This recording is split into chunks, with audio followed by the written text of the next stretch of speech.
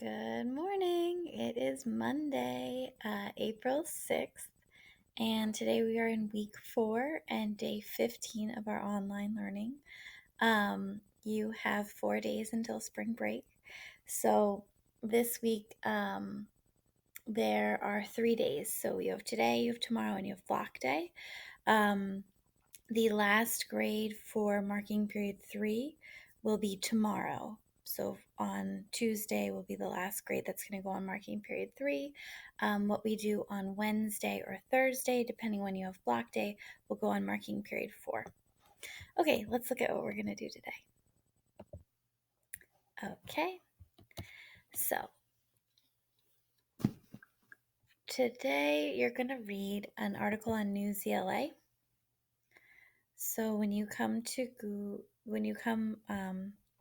your Google Classroom, you'll see that it's all linked here, and it gives you like an overview of what you're doing. So you're going to watch this video, then you're going to sign into Newsela. You're going to read the article, The Holocaust Part 1. As you read, you're going to annotate, and I'll show you how to do that. You're going to complete the writing exercise, complete the multiple choice quiz, and then turn in your assignment so that I know you're done. Our objective today is that we will read a nonfiction Newsela article, answer multiple choice questions, and write about the main event described in the text and its causes. Your rubric is here. You get 10 points for doing the annotations, 40 points for a complete, thorough, and clear response that cites evidence, and then your multiple choice score will be out of 50. So when you click on the link, it should automatically sign you in. And then if you just go to Newsela, you're going to go to your binder. You're going to try to find your class, and you're going to find the article, which is Holocaust Part 1. Okay. It says here, it gives you a little summary.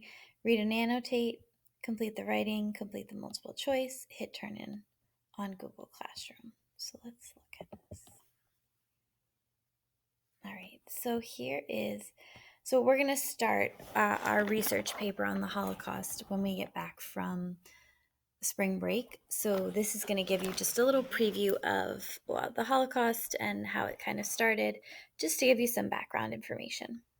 So here I am in my article.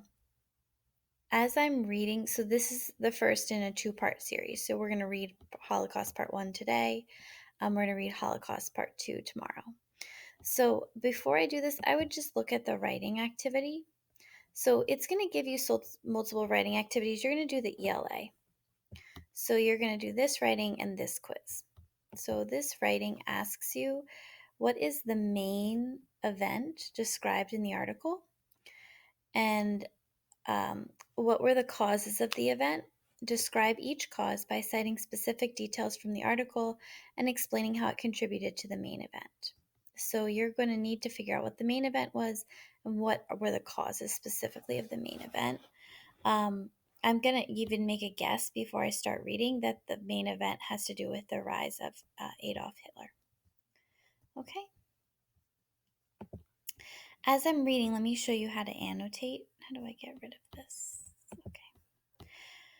So as I'm reading, I'm going to notice different things that I might want to highlight that I'm going to use. So like when I see the main event and when I see the different causes. So here it starts, the word Holocaust comes from the Greek word holos, whole, and kostos, burned. The term was historically used to describe sacrificial offering burned on the altar. Since 1945, however, the word has become synonymous with one of the darkest chapters in human history, the mass murder of some 6 million European Jews by the German Nazi regime during World War II. Millions of others from targeted groups were also put to death, including Roma, sometimes pejoratively called gypsies, homosexuals, and people with disabilities. Jews, though, faced a level of persecution difficult to comprehend. To the Nazi leader Adolf Hitler, Jews were an inferior race, and he and his followers considered them an alien threat to German racial purity and society.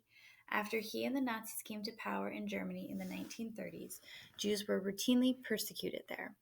Hitler's final solution, known as the Holocaust, came to fruition under the cover of World War. As world powers concentrated on battlefronts, Nazi henchmen constructed mass killing centers and concentration camps of Nazi-occupied Europe. So here, so far I'm just reading my background. Here's where I think I'm coming to the main event. Historical anti-Semitism and Hitler's rise to power. And I think the main event of the article is Hitler's rise to power. I'm just going to skim before I read this to see what other sections are in the paper.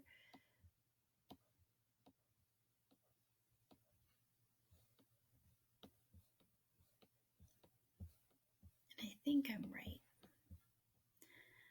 It could also be the main event is the final solution or the Holocaust.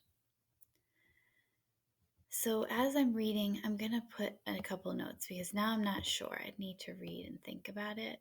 So here I'm going to say this main event possibility. And then you see how I did that, and then I hit share. It's going to save my annotation. Anti-Semitism. So now Hitler's rise to power. Anti-Semitism or anti-Jewish bigotry had roots. Oh, you know what? I don't know what the word bigotry means, so I'm also going to annotate that. Let me use a different color when I'm doing vocab, and then I just want to look up what bigotry is. Bigotry definition. It's intolerance towards those who hold different opinions from oneself. Okay, so let me put that in. So it would be a noun, and it's intolerance towards from oneself.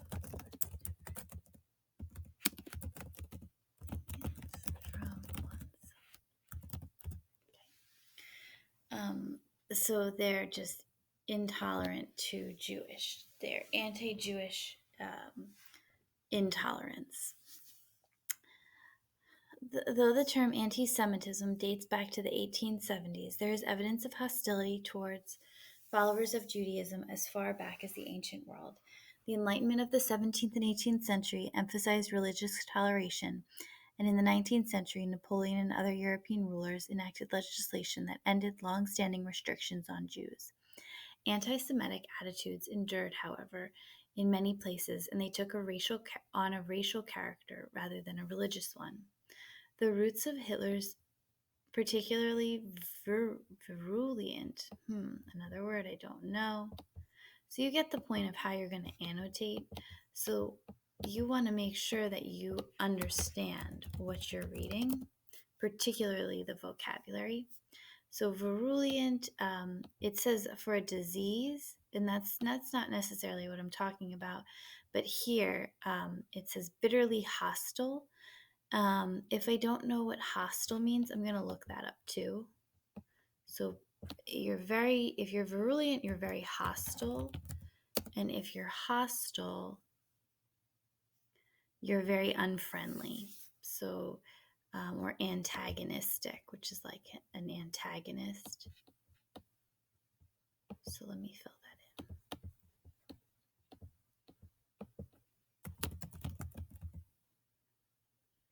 that in. This would be an adjective because it describes how somebody could be. So it said extremely hostile or unfriendly. And so Hitler was extremely unfriendly, and he had an extremely hostile brand of anti-Semitism. Born in Austria in 1889, he served in the German army during World War I, which lasted from 1914 to 1918. In defeat, Germany was left economically and politically devastated, as well as humiliated by Allied victors.